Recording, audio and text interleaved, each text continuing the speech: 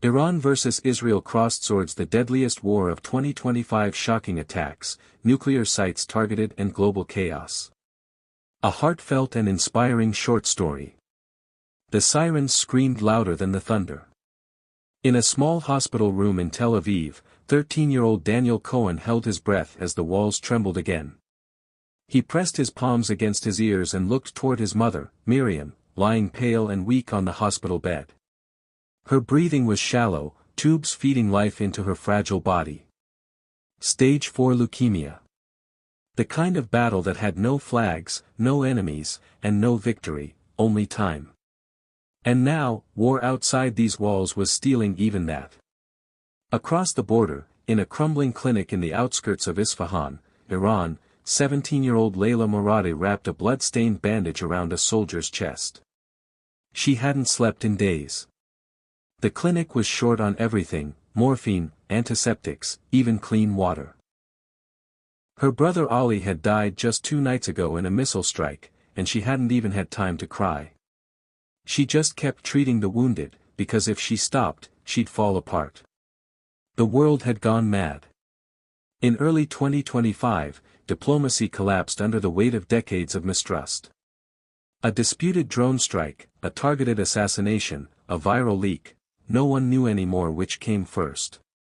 What followed was the unthinkable: direct war between Iran and Israel. Cyber attacks spiraled into airstrikes. Airstrikes hit nuclear facilities. World powers postured, paralyzed by fear of escalation. Civilians bore the brunt.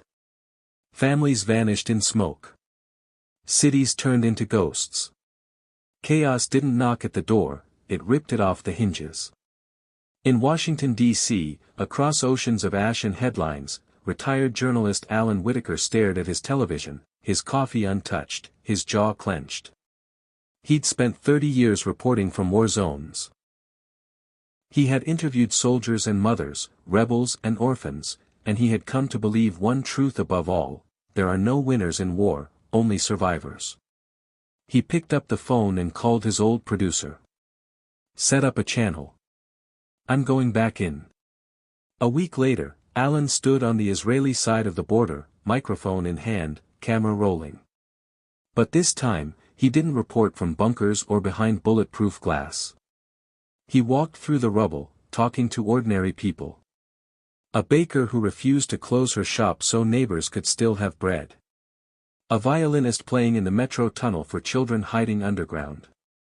In Iran, he did the same, crossing through Red Crescent channels and local humanitarian corridors. There, he met Layla, whose eyes looked far older than her age. "I don't want to be your story," she said, her voice tired, her hands trembling. "I just want this nightmare to end." Alan lowered his mic. "Then tell the world something they don't see." Layla swallowed. "We're not evil. We're just scared. We've lost too much already." Meanwhile, Daniel sat by his mother, listening to the humming of hospital machines while